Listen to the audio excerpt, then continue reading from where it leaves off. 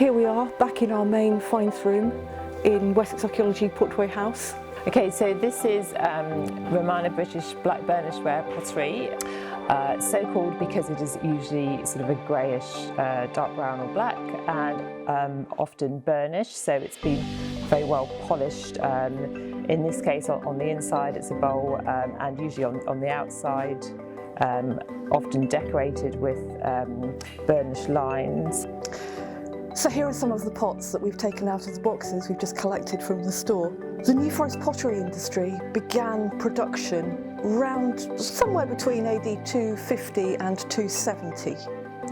We have one of these very interesting situations where the inhabitants of the British Isles didn't suddenly change culture, they didn't suddenly become Roman. Put their togas on and move into a villa? No, sadly not. The colour is to do with the iron in the clay. Poole Harbour has a very, very rich source of clays that potters could choose from.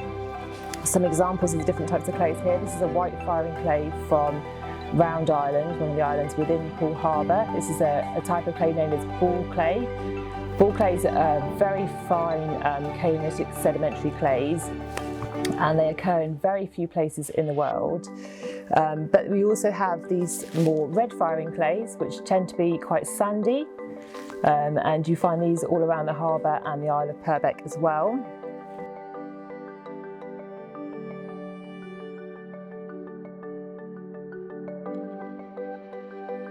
It's bright green. I mean, we're used to seeing green pottery in the medieval period, but this is the same Roman period. This is considerably earlier. These are 1st century AD. They are lead glazed.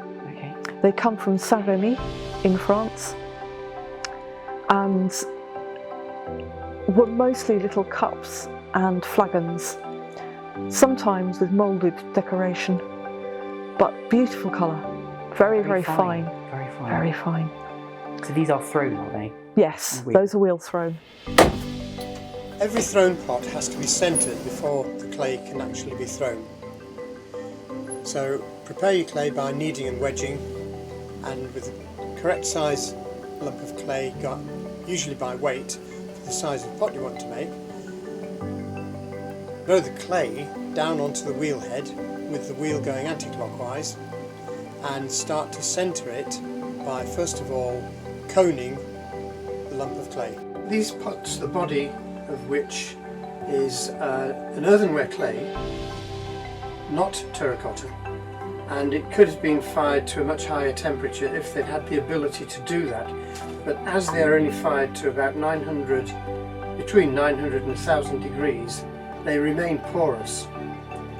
They didn't have the ability to make them watertight, so any liquid or any food put into these would contain for many, many years the elements of that food, so it would be possible to tell what these people had been consuming.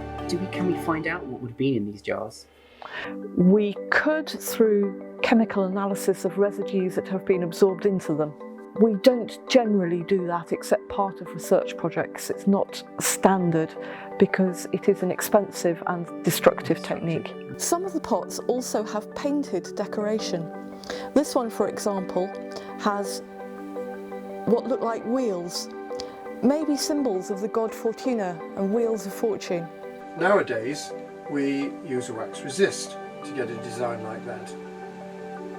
I don't know what the early potter used, but it's some kind of resistant material so that when the pot was dipped into the glaze, having had the design applied, the glaze or the slip didn't actually adhere to where the wax or whatever the resist material was. Some of the pots from the cemetery are also marked. Their owners have marked the bottoms of the pots, this one with a cross and this one with a T.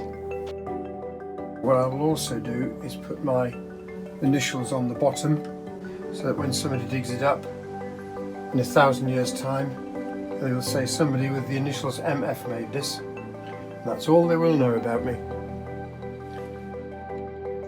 What do you enjoy about pottery? What makes you tick in your work? The best thing for me is sticking the pieces back together. I love that. To actually rejoin friends after 1600 years and to see the shapes. See it all come back together. Yeah, that's definitely the best piece. Other things are interesting. I like the way some of the vessels have been repaired, for example. At the time? At the time, yes, in antiquity. And you can see that? Yes. Either by drilling small holes and putting metal rivets, generally lead rivets, through the holes. Or even better, when you have glue repairs. I like that pottery shows us that people are fundamentally the same. Yeah, very definitely. That's really nice.